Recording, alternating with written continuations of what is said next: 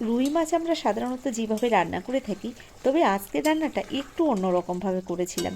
কি বলবো, এত অপূর্ব টেস্ট হয়েছিল রান্নাটায়। তো আপনাদের অনুরোধ করব এভাবে একবার রান্না করে দেখুন। কি করে রান্না করলাম চলুন দেখে নিন, তাহলে বুঝতে পারবেন।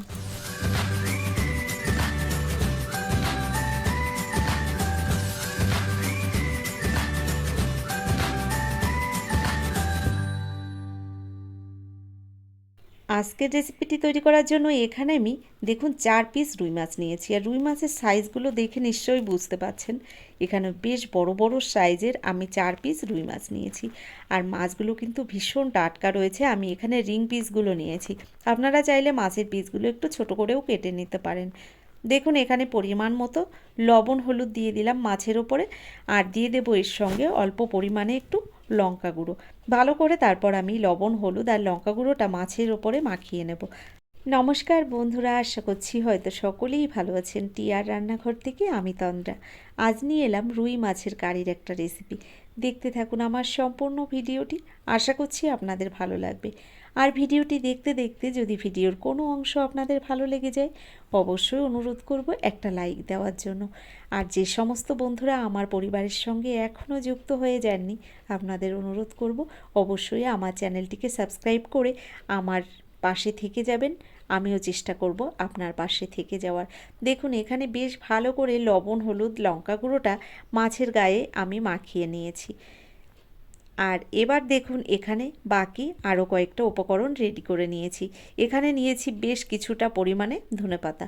তো এখানে ফ্রেশ টাটকা কিছু ধনেপাতা নিয়েছি, সঙ্গে নিয়েছি বড় সাইজের 2টো পেঁয়াজ কুচি, আর নিয়েছি কয়েকটা কাঁচা লঙ্কা। এবার সব কিছু আমি মিক্সির জারের মধ্যে দিয়ে একটা পেস্ট তৈরি করে নিচ্ছি। তো এখানে ধনেপাতার পরিমাণটা কিন্তু একটু বেশিই লাগবে এই রান্নাটার মধ্যে। দেখুন এখানে আমি ধনেপাতা কাঁচা লঙ্কা আর পেঁয়াজটা দিয়ে দিলাম জারের মধ্যে, অল্প পরিমাণে জল দিয়ে একটা পেস্ট তৈরি করে নেব। তো দেখুন এখানে আমি ধনেপাতা লঙ্কা পেঁয়াজের একটা পেস্ট বানিয়ে নিয়েছি। কি দারুণ দেখুন কালার লাগছে।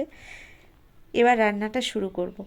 তো এখানে দেখুন গ্যাসের ওপরে আমি একটা কড়াই গরম বসিয়ে দিয়েছি। কড়াইটা কিন্তু গরম হয়ে গেছে। কড়াইয়ের মধ্যে দিয়ে দিলাম বেশ কিছুটা পরিমাণে সর্ষের তেল। রান্নাটা আমি সর্ষের তেলেই করছি। যে কোনো মাছ মাংস ক্ষেত্রে কিন্তু রান্নাটা সর্ষের তেলে করলে খেতে আমার মনে হয় বেশি টেস্ট হয়। তো দেখুন সর্ষের তেল ভালো করে গরম করে নিয়ে তার মধ্যে আমি লবণ হলুদ লঙ্কার গুঁড়ো মাখিয়ে রাখা মাছগুলো এক এক করে দিয়ে দিলাম। মাছগুলো তেলের মধ্যে দেওয়ার পরে এভাবে আস্তে আস্তে বেশ কিছুক্ষণ টাইম ধরে আমি মাছগুলোকে সুন্দর করে ভেজে নেব। তো দেখুন খুন্তি দিয়ে এভাবে উল্টে পাল্টে আমি মাছগুলোকে কিন্তু ভেজে নিচ্ছি। তবে গ্যাসের ফ্লেমটাকে একদম হাই ফ্লেমে না রেখে মিডিয়াম ফ্লেমে রেখে মাছগুলোকে আমি ভেজে নেব।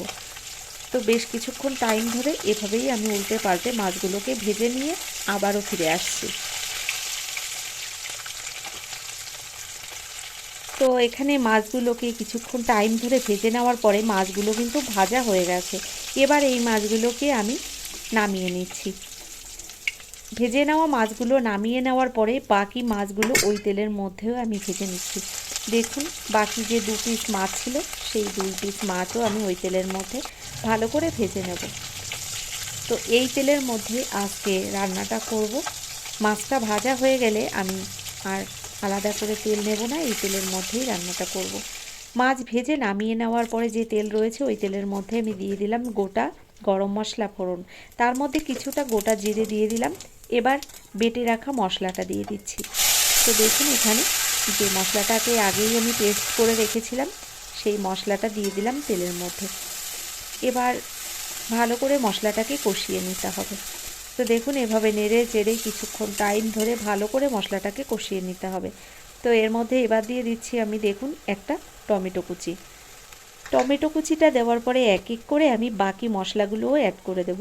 দিয়ে দিলাম হাফ চামচ রসুন বাটা, হাফ চামচের থেকে একটু কম রয়েছে আদা বাটা। আদা রসুন আর টমেটো দেওয়ার পরে কিছুক্ষণ এবার কষিয়ে নিচ্ছি। তো এভাবে নেড়ে চেড়ে আমি কাঁচা মশলাগুলো কিছুক্ষণ টাইম ধরে কষিয়ে নেব, তারপর গুঁড়ো মশলা এর মধ্যে অ্যাড করে দেব। তো এভাবে নেড়ে চেড়ে কিছুক্ষণ টাইম ধরে দেখুন আমি কাঁচা মশলাটাকে একটু কষিয়ে নিয়েছি। দিয়ে দিলাম এবার এর মধ্যে স্বাদ মতো লবণ, অল্প পরিমাণে দিয়ে দিলাম একটু হলুদের গুঁড়ো, হাফ চামচ জিরের গুঁড়ো। এবার ভালো করে আমি এই মশলার সঙ্গে সব কিছু কষিয়ে নিচ্ছি। মশলাটাকে ভালো করে কষিয়ে নেওয়ার পরে এর মধ্যে দিয়ে দিলাম একদম অল্প পরিমাণে একটু চিনি। চিনিটা দিলাম কেন পরে বলছি। তো এখানে 1 চামচের 4 ভাগের 1 ভাগ দিয়েছি চিনি। আর দিয়ে দেব এখানে 2 চামচ পরিমাণে টক দই। তো এখানে জল ঝরানো 2 চামচ পরিমাণে টক দই আমি ব্যবহার করেছি। আর এই টক দই টমেটো দেওয়ার কারণে আমি অল্প পরিমাণে একটু চিনি দিয়েছি, তাহলে এই স্বাদের ব্যালেন্সটা ঠিকঠাক আসবে। তো এটা একদমই অপশনাল, আপনাদের যদি চিনি পছন্দ না হয় তাহলে দেওয়ার কোনো দরকার নেই। মশলাটাকে এবার কিছুক্ষণের জন্য ঢেকে দিয়ে আমি কষিয়ে নেব। তো হালকা আঁচে কিছুক্ষণ মশলাটাকে ঢেকে ঢেকে আমি এভাবে কষিয়ে নিয়েছি। আর মশলা থেকে দেখুন সুন্দর তেল ছেড়ে দিয়েছে। এবার আমি এই মশলার মধ্যে দিয়ে দেব পরিমাণ মতো গরম জল। তবে এক্ষুনি আমি গরম জলটা ব্যবহার করছি না, আরও কিছুক্ষণ টাইম ধরে আমি কষিয়ে নেব, তারপর গরম জলটা ব্যবহার করব। আমি আগে থেকেই জলটা গরম করে রেখেছি। তো মশলা থেকে দেখুন আরও সুন্দর তেল ছেড়ে দিয়েছে। এবার ঠিকঠাক মশলাটা কষানো হয়ে গেছে। দিয়ে দেব এর মধ্যে এবার পরিমাণ মতো গরম জল। তবে জলের পরিমাণটা আমি খুব কমই ব্যবহার করব, আপনারা কিন্তু আপনাদের পরিমাণ মতোই জলটা ব্যবহার করবেন। দেখুন জলটা দেওয়ার সঙ্গে সঙ্গে সুন্দর ফুটতে শুরু করেছে। আর এভাবে আরও প্রায় 2 মিনিট আমি ফুটিয়ে নেব, তারপর ভেজে রাখা মাছগুলো দিয়ে দেব এই ঝোলের মধ্যে। তো দেখুন প্রায় 2 মিনিট মতো আমি ফুটিয়ে নিয়েছি ঝোলটা কি দারুণ দেখতে লাগছে কালারটা। এবার আমি ভেজে রাখা মাছগুলো এক এক করে দিয়ে দিচ্ছি এই ঝোলের মধ্যে। তো দেখুন মাছগুলো আমি এক এক করে ঝোলের মধ্যে দিয়ে দিলাম।